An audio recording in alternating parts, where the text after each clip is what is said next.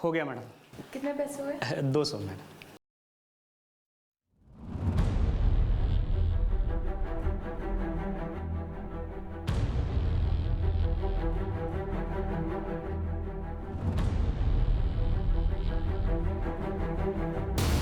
हमें जैसी औरत की तलाश थी वो हमें मिल गई थी साहब।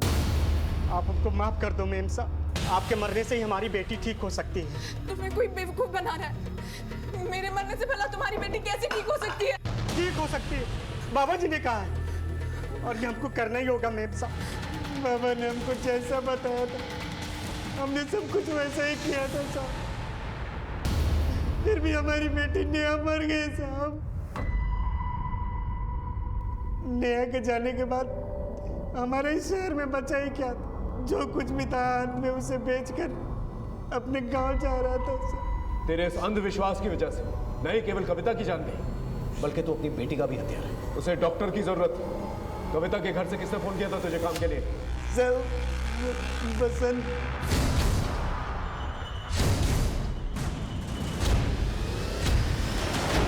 तुम्हारे पति ने अपनी सनक में किसी की हत्या कर दी और तुम उसके इस पागलपन में उसका साथ देती रही। हाँ? बहुत गरीब लोग हैं साहब, काम ही नहीं था उनके पास। मैं भी नेहा की वजह से एक ही घर में झाड़ू पोछा करती थी। क्या करे, इलाज के लिए पैसे ही नहीं थे। जो वो कहते गए साहब मैं वो करती गई।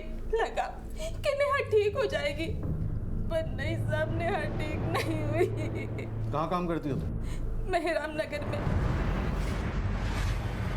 हमारे हाथ में एक सिरा आ गया था, लेकिन हम कोई भी गलती करके मुजरिम को चौंकाना नहीं चाहते थे। सरवन जिस जगह बाबा से मिला था उस जगह की सीसीटीवी फुटेज मेरी टीम ने खोज निकाली थी।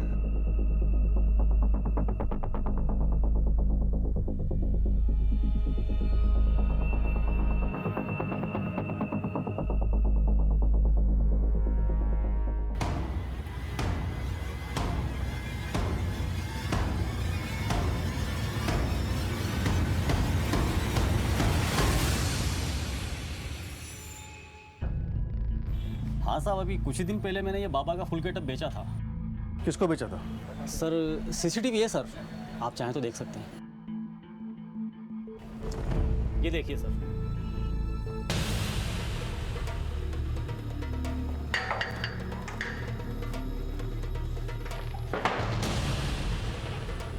तुम्हें यहां पर इसलिए बुलाया गया है क्योंकि तुम ही वो मास्टरमाइंड हो जिसने बसंत और कविता का मर्डर प्लान किया।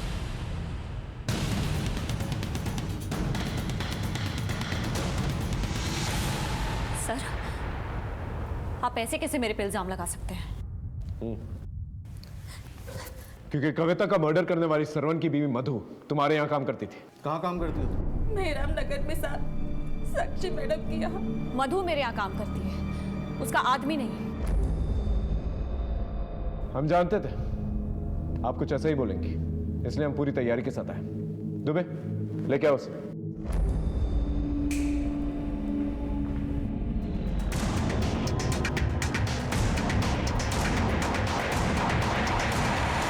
पहचाना इसे? तुम तक पहुंचने के लिए पहले हमने तुम्हारे आशिक को दबोचा। बोल। सर मैं साक्षी का रेप क्यों करूंगा? मैं तो उसका कस्टमर था, पैसे देता था। सर साक्षी मेरी अय्याशियों के बारे में मेरी बीवी को बताने की धमकी दे रही थी और मेरा पीछा छोड़ने के लिए मुझे बाबा बनके शरवण को फंसाने के लिए कहा। मगर जब कविता के मर्डर की पुलिस ने जांच शुरू की, मुझे लगा कि मैं फालतू में लपेटे में आ जाऊंगा, इसलिए वहां से भाग गया सर। और ये रहा तुम्हारा तीसरा सबूत। लैपटॉप लेके आओ। ये देखो,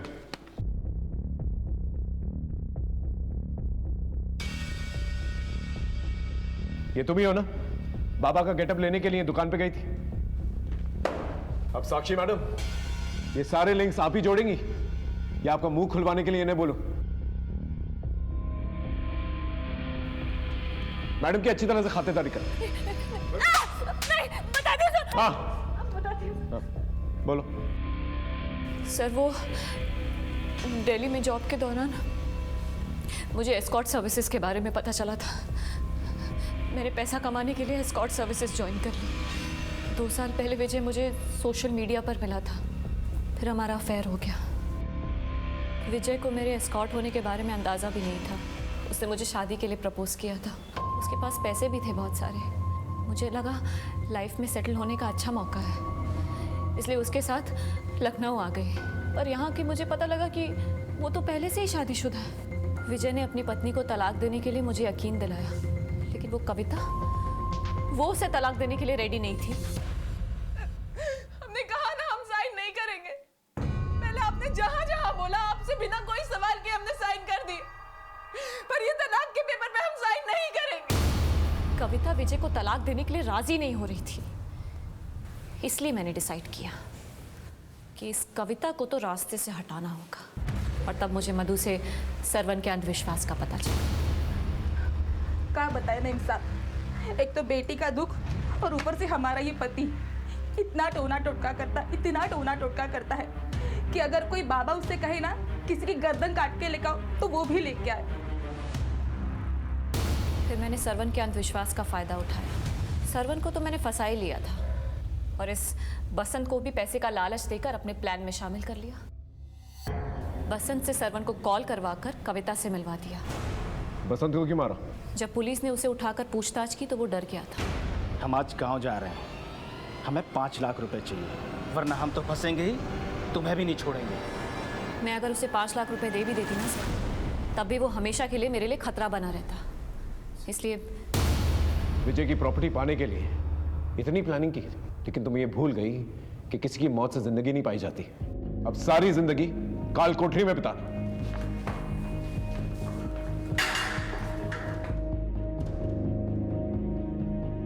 दुख हो या खुशी, बांटने पर जब अपने लोग आगे बढ़ते हैं तो बड़ी तसल्ली होती है, लेकिन जब यही अपने स्वभाव बदल देते हैं तो इंसान सबके साथ रहने के बावजूद अकेला पड़ जाता है, हंसने रोने के लिए कंधा तलाशने लगता है। और यही हुआ था कविता के साथ।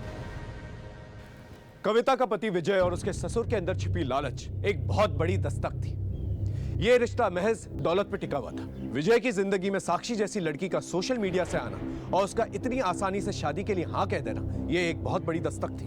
उस ढोंगी बाबा का सरवन को मर्डर के लिए उकसाना सबसे बड़ी दस्तक थी, और इस अंधविश्वास की वजह से किसी की जान तक चली गई। जब रिश्तों की घुटन जानलेवा हो जाती है तो ये एक बड़ी दस्तक होती है कि आगे चल के कभी भी कुछ भी हो सकता है।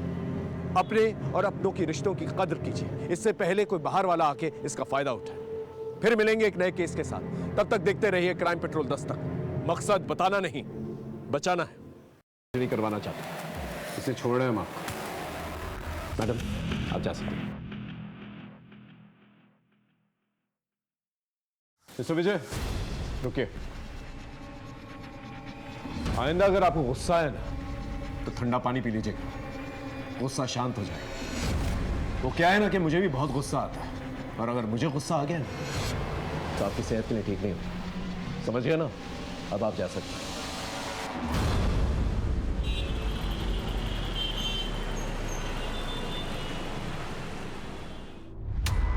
अरे बस कर! ये सब आपका क्या धरा है बाबूजी? अब हमको बोल रहे हैं कि बस करो। हाँ तो क्या करोगे? जान से मार दोगे इसे? बाबूजी, इनको जो करना है करे, हम इनको रोकेंगे नहीं, मगर नमन को मुझसे अलग मत करो। पगला गई हो क्या? कौन छीन रहा तुम्हारे नमन को तुमसे? अपने कमरे में जाओ, बाकी काम देखते हैं। जाओ।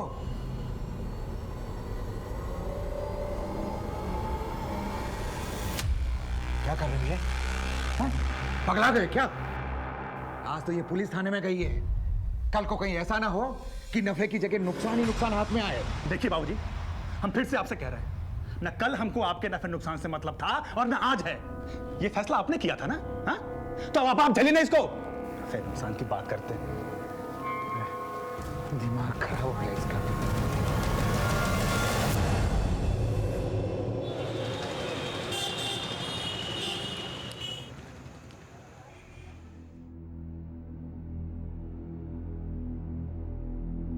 साक्षी बेटा, ये ले कॉफी। थैंक यू माँ। साक्षी बेटा, मैंने जो कहा था उसके बारे में कुछ सोचा तुमने? माँ, आपको मेरा जवाब पता है ना, पहले भी इस बारे में बात हो चुकी है और अब मुझे इस बारे में कोई बात नहीं करनी। मेरा क्या है बेटा, मैं तो कल वापस चली जाऊंगी, लेकिन एक बार ठंडे दिमाग से दोबारा सोच लेना। बाकी तो खुद समझदार है।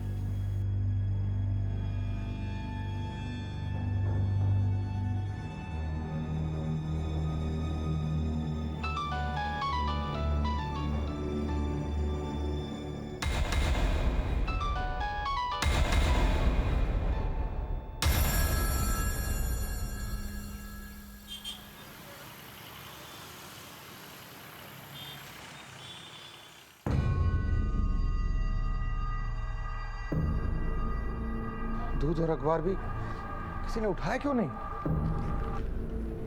बहू, बहू, बहू,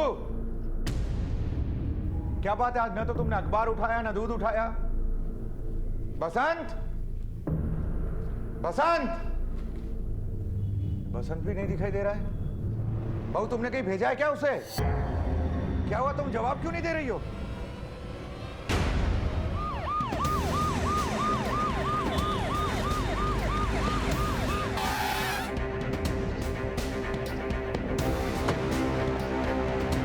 चलिए हटिए, हटिए।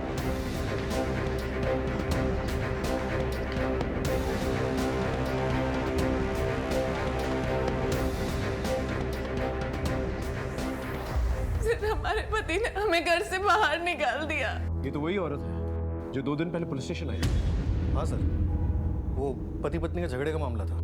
थोड़ा गुस्सा आ गया इसलिए हाथ उठ गया। और झगड़े किस घर में नहीं होते, आप ही बताइए। घर में कोई चोरी हुई है? पता नहीं सर। दुबे घर की तलाशी लो, देखो मर्डर वेपन मिलता है कि नहीं, और घर के चाकू छुरियों को उस घाव के साथ मैच करके देखो।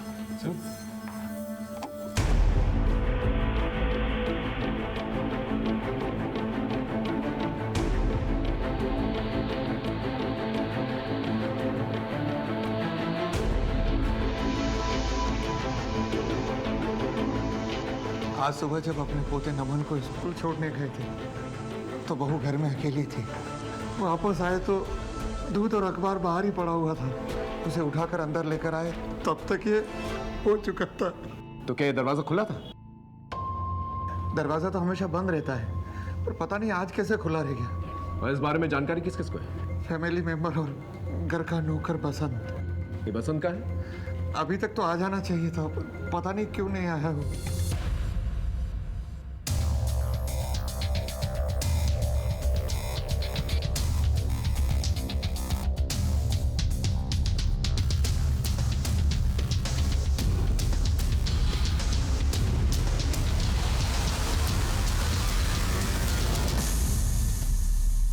जब आप घर के बाहर गए थे और स्कूल से वापस आए थे, किसी को आसपास देखा आपने? कोई सस्पिशियस एक्टिविटी? नहीं सर, हम तो रोज ऐसे ही स्कूल छोड़ने जाते हैं पोते को। सर, घर में ना किसी फोर्स एंट्री के निशान है और ना ही घर में चोरी हुई है। बेडरूम का लॉकर खुला हुआ है जिसके अंदर काफ़ी गहने रखे हुए, पर्स के अंदर 10-15 हज़ार रुपए हैं, लेकिन सब इंटैक्ट है। सर, हमारी बहू कविता के गहने गायब हैं सर। मतलब कविता की बॉडी पे जो गहने थे सिर्फ वही गायब है, जबकि इतनी सारी चीजें हैं चोरी करने के लिए। ये कैसे चोरी हुई? आप आइडेंटिफाई कर सकते हैं कि ये कौन सी गहने चोरी हुए थे?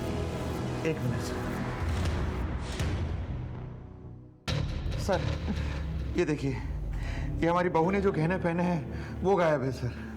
दुबे, इन फोटोज की कॉपी बनाओ और गहनों के सेलर्स को भेजो, उन्हें अलर्ट करो, इन्हें बेचने की कोशिश की जा सकती है। सर, 2 दिन पहले आपके बेटे और बहू के बीच में झगड़ा हुआ था। थोड़ा गुस्सा आ गया इसलिए हाथ उठ गया। और झगड़े किस घर में नहीं होते, आप ही बताइए। आपका बेटा कहाँ है? वो तो कल रात को कलकत्ता चला गया बिजनेस के सिलसिले में। यहाँ आपकी बहू का मर्डर हुआ है और 12 घंटा पहले आपका बेटा कोलकाता चला जाता है। कुछ ज्यादा ही कोइंसिडेंस नहीं है ये? बाबूजी, ये क्या हुआ? ये कौन है? घर का नौकर बसंत। कहाँ थे तुम? साहब, हम बाजार गए थे सब्जी लाने और भाभी जी ने कुछ सामान मंगाया था तो इसलिए हम लेट हो गए। दुबे, बॉडी को पोस्टमार्टम के लिए भेज दो। और मिस्टर अशोक, अपने बेटे को इन्फॉर्म कीजिए कि जल्द से जल्द वो यहाँ है। दुबे, कलकत्ता से विजय के बारे में पता करो। इस घर के नौकर, न्यूज़पेपर और दूध वाले के बारे में पूछताछ करो। एक आम घर की गृहिणी का उसी के घर में मर्डर हो जाता है। जब हम ये केस सुलझाने के लिए गए तो परत दर परत कई पहेलियां सामने हैं। 1, 2, 3, 4, 5, 6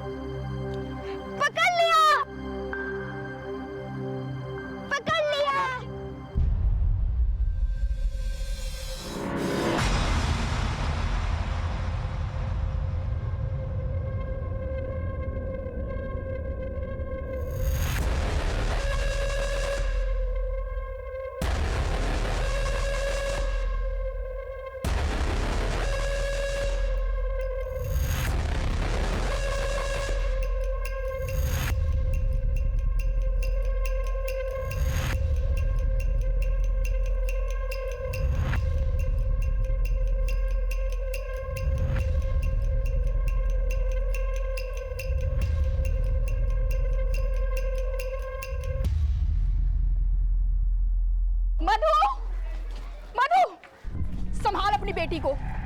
देख क्या हाल बनाया मेरे बेटे का। आज तो मेरे बेटे की जान ही ले लेती। काबू में रख अपनी बेटी को, वरना किसी दिन कुछ ना कुछ हो जाएगा। फिर मत कहियो मैंने नहीं समझाया।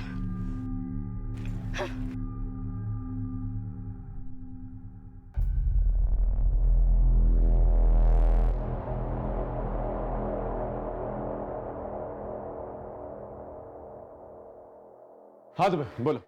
कविता के मर्डर के टाइम के आसपास अशोक नमन के स्कूल में और वो नौकर बसंत जनरल स्टोर में थे। विजय से भी बातचीत की, वो फिलहाल कोलकाता में वापस आने को कहा है। और सर दूध वाले और अखबार वाले से भी बात की, किसी ने कुछ भी सस्पिशियस नोटिस नहीं किया। इसका मतलब कविता का जिसने भी मर्डर किया है वो उसके घर वालों की मूवमेंट अच्छी तरह से जानता था। इतनी अच्छी प्लानिंग या तो कोई घर वाला कर सकता है या फिर वो जो कविता पे इतने दिनों से नजर रखा। इतनी अच्छी प्लानिंग करके इस तरह से नजर रख के कोई एक मर्डर करेगा और सिर्फ कविता के पहने हुए गहने चुराएगा, जबकि घर में इतने सारे गहने मौजूद हैं, कैश मौजूद है, उन्हें किसी ने हाथ नहीं लगाया। कोई ऐसा मर्डर क्यों करेगा? दुबे ये मत बोलो कि 2 दिन पहले कविता के साथ मारपीट की गई थी। हो सकता है उसके घर वालों ने उसे मारा और पुलिस को भटकाने के लिए ये चोरी का एंगल क्रिएट किया गया। एक काम करो, कविता की कॉलोनी में जाकर उसके घर वालों के बारे में पूछताछ कर, देखो क्या निकल के आता है। ओके?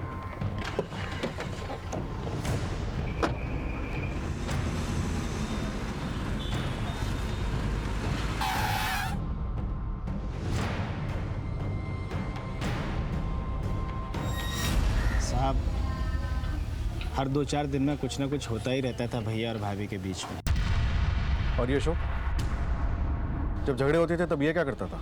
विजय भैया उनकी सुनते ही कहाँ थे। सर कविता मेरी बहुत अच्छी दोस्त थी, उसके माँ बाप बहुत पैसे वाले लोग थे सर। अशोक और विजय जो अपनी प्रॉपर्टी बताते हैं ना सर, ये प्रॉपर्टी कविता के पापा नारायण जी की थी, जो उनकी मौत के बाद कविता की हो गई सर। इसीलिए तो विजय ने कविता से शादी की थी। और तो और सर, जिस घर में वो लोग रहते हैं ना, वो घर भी कविता के नाम पे था। घर में इतने झगड़े होते थे, क्या कविता को विजय और अशोक से कोई खतरा था? कभी कुछ कहा उसने इस बारे में? रोज रोज के झगड़े से कविता बहुत शर्मिंदा रहती थी सर, इसीलिए बाहर के लोगों से मिलना ही अवॉइड करती थी सर। काफी दिनों से मेरी उससे कोई बात नहीं हुई सर, इसलिए मैं इस बारे में कुछ नहीं बता सकती। कविता के कोई रिलेटिव्स? हाँ सर, सीतापुर रोड में उनके एक चाचा रहते हैं।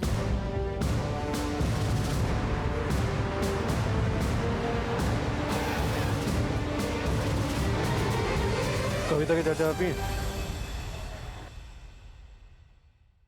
साहब, आपके लिए तो आज मरी है कविता, हमारे लिए तो कब की मर चुकी है वो। ये लीजिए। कविता बेटा, ये क्या कर रही हो? तुम्हें पता है ना ये जमीन किसकी है? एक मिनट, हटिए हटिए। ये जमीन हमारी पत्नी कविता के नाम है और ये अपने रजामंदी से उसको बेच रही है। कविता बेटा, हम लोग सड़क पर आ जाएंगे। ये जमीन के अलावा हमारे पास कुछ नहीं है, तुम तो जानती हो ना। ऐसा मत करो कविता बेटा। अरे चाचा जी, आप हटिए बगल में। वकील साहब, काम हुआ पेपर का पूरा? चलो कविता। हमारे बड़े भाई साहब यानी कविता के पिताजी ने ये ज़मीन हमें दी थी, लेकिन हमारे नाम पर करने के पहले ही वो गुजर गए। कविता ने इस बात का फ़ायदा उठाया और ज़मीन को बेच दी। अब चाहे वो मरे या कोई उसे मार दे, हमें इससे क्या। तो ऐसा तो नहीं कि बदला लेने के लिए आप ही ने कविता को मार दिया?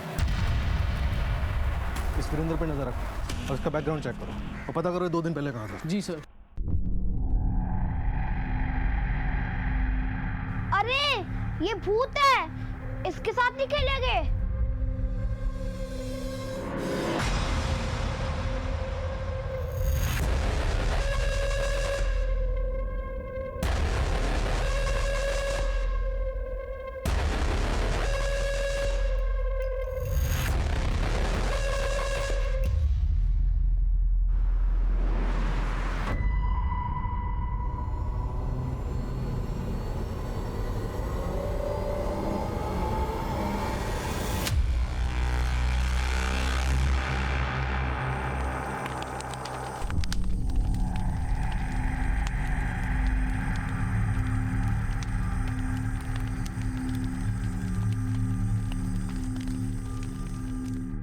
मधु। हाँ। उठाओ ले। अरे अभी तो हंगामा करके सोई है। जितना बोला उतना करो, समय निकलता जा रहा है। उठाओ इसे। अरे पर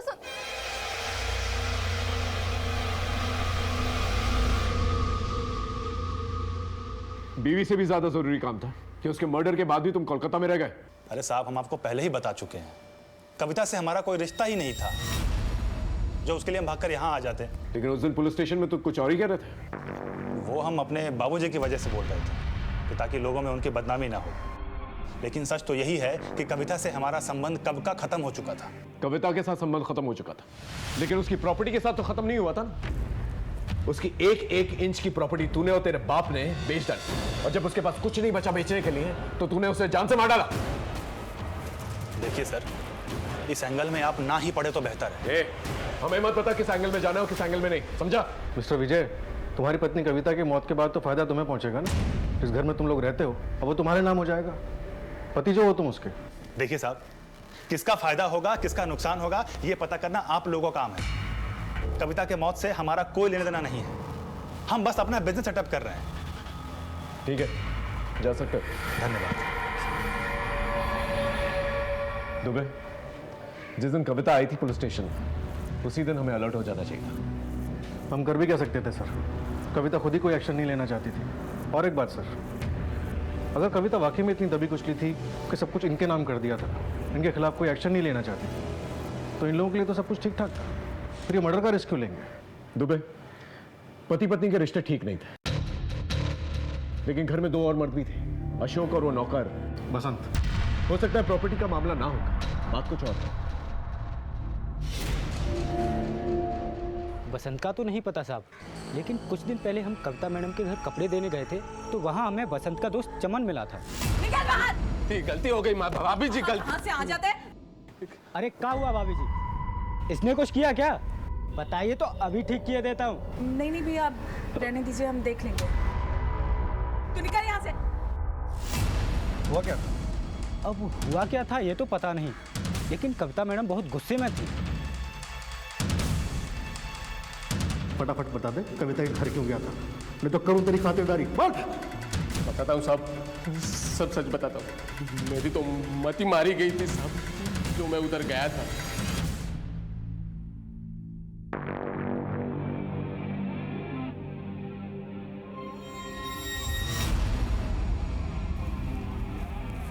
तुम यहाँ कैसे?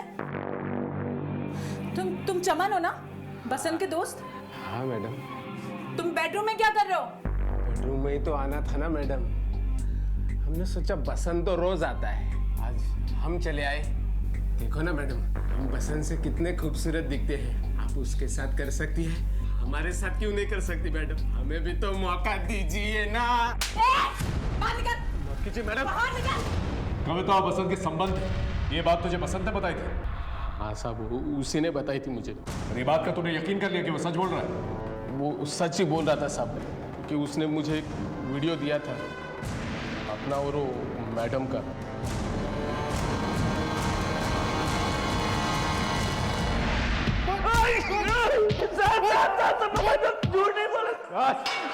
उठा सर, उठा। साहब हम जबरदस्ती नहीं किए थे, बस हो गया था। साइन कर इस पे अभी। हमने कहा ना हम नहीं करेंगे जया। सब वो जो वीडियो था वो हम अपने मजे के लिए बनाए थे।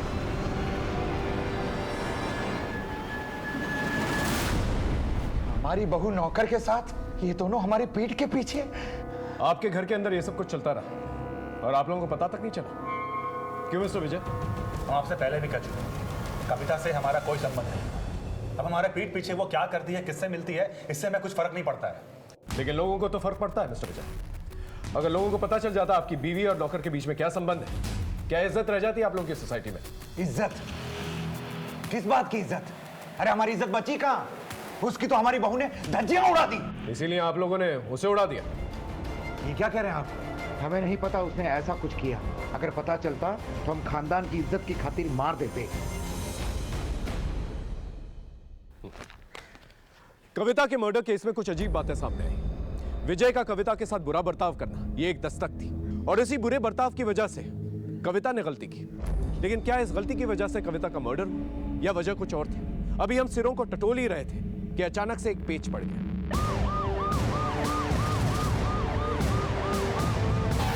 एक राज तो पहले से फाश कर चुका था, और ना जाने कितने राज थे जिसे छिपाने के लिए इसे हमेशा के लिए खामोश कर दिया गया। दुबे, इसकी पूरी की पूरी इंफॉर्मेशन निकालो। सर ये बसंत कविता के गांव में उसके साथ अक्सर आया जाया करता था। कहीं ऐसा तो नहीं कि कविता के चाचा वीरेंद्र ने इसका इस्तेमाल किया और फिर इसे ठिकाने लगा दिया? वैसे एक काम विजय और अशोक भी कर सकते हैं, लेकिन इस वीरेंद्र से पूछताछ करो। और उसके दोस्त, क्या नाम है उसका? चमन। उसे बुला के ले। पहले कविता के ऊपर हाथ डाला तो कविता का मर्डर हो गया, फिर कविता और बसंत के रिश्ते के बारे में जब रास-फाश किया तो बसंत का मर्डर हो गया। बसंत से झगड़ा हुआ था ना तेरा, हाँ, इस बात को लेकर, तभी उसका मर्डर कर दिया तूने। नहीं साहब, मुझे कुछ मालूम नहीं है, मुझे नहीं पता साहब। चल मान लिया तूने मर्डर नहीं किया, लेकिन तुझे तो पता ही होगा मर्डर किसने किया है। मुझे कैसे मालूम होगा साहब? मुझे नहीं मालूम साहब। क्यों नहीं मालूम होगा? राजदार था ना तो उसका। कविता और बसंत के रिश्ते के बारे में सिर्फ तुझे पता था, और वीडियो भी तूने ही देखा था। बसंत की लाइफ में क्या चल रहा है कुछ तो बताया होगा उसने तुझे। कुछ नहीं बताया उसने। हाँ साहब, एक बात तो पता है मुझे। अब आपके पते की है ये तो मुझे पता नहीं, लेकिन हम बस्ती के सारे नौकर ना दोपहर को क्रिकेट खेलते हैं साहब, तो बसंत भी आता था उधर। लेकिन पिछले 1 महीने से ना वो साहब नहीं आ रहा था। मैंने पूछा उससे तो उसने बताया कि वो एक नई गर्लफ्रेंड मिल गई है साहब उसे। उससे मिलने ना वो मेहराम नगर जाता है साहब, इतना ही पता है। दुबे, इस बसंत की नई गर्लफ्रेंड के बारे में पता करो। हो सकता है इस गर्लफ्रेंड के नाम पर ये कविता की मर्डर और लूट की प्लानिंग मेहराम नगर में ही कर रहा हो। सर ये भी तो पॉसिबिलिटी है कि बसंत और कविता के मर्डर से एक दूसरे से जुड़े हुए ही ना हो। विजय और अशोक की इज्जत खराब की थी, कहीं मर्डर उस वजह से तो नहीं हुआ? हो सकता है। इस बसंत के कॉल रिकॉर्ड चेक करो, देखो ये मेहराम नगर में किस मोहल्ले में जाता था। अगर उसकी गर्लफ्रेंड मिल गई ना तो सब कुछ क्लियर हो जाएगा। सर, और हाँ, कविता के चोरी हुए गहनों के बारे में कुछ पता चला? फिलहाल तो नहीं सर, पर हमारे लोग अलर्ट पर हैं।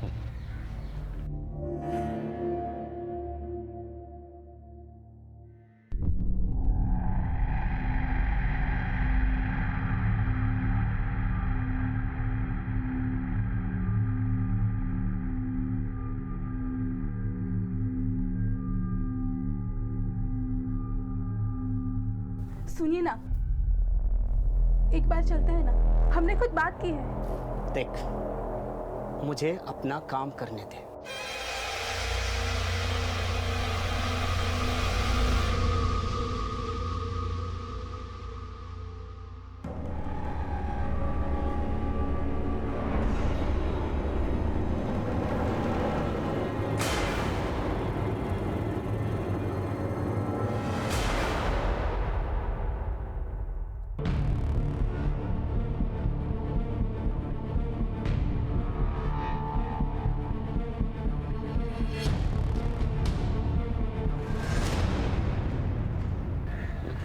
सर, हाँ तो भाई, सबके कॉल रिकॉर्ड स्कैन करा था, तभी बसंत के घर के पास वाले मोबाइल टावर के रिकॉर्ड से एक इंटरेस्टिंग बात पता चली। बसंत की मर्डर वाली रात 10 से 12 के बीच ये आदमी वहां मौजूद था।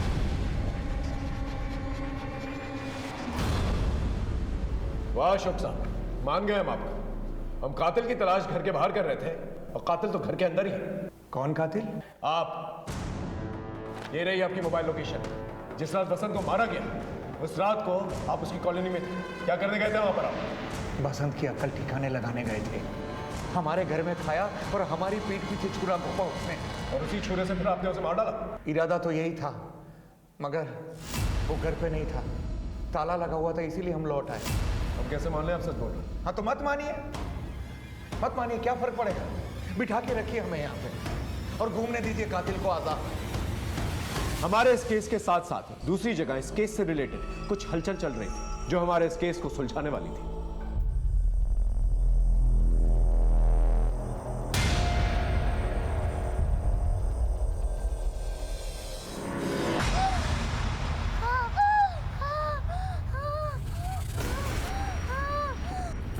अजय, उठिए ना। नेहा, उठिए तो।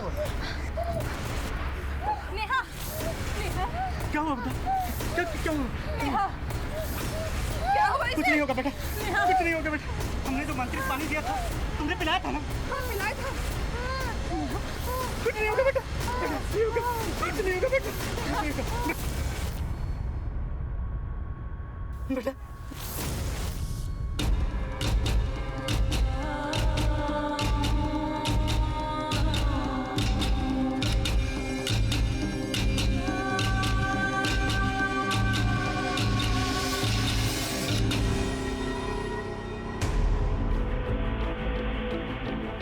इसे देखा नहीं? हाँ साहब, ये बसंत रोज रोज आता था, 4-6 घंटों तक रहता था साहब।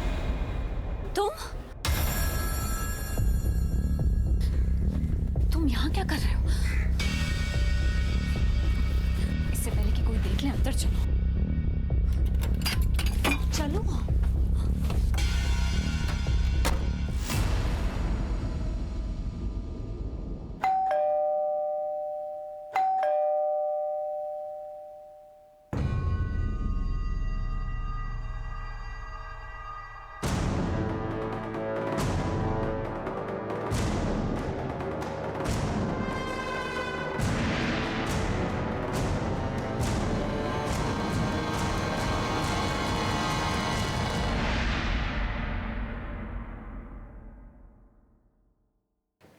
हाँ तो मिस्टर विजय, ये बताइए, आप बसंत की गर्लफ्रेंड के साथ उस घर में क्या कर रहे थे? क्या? किसकी गर्लफ्रेंड? अच्छा, आपको नहीं मालूम? बसंत आपका नौकर इन्हीं से तो मिलने जाता था, इनके घर।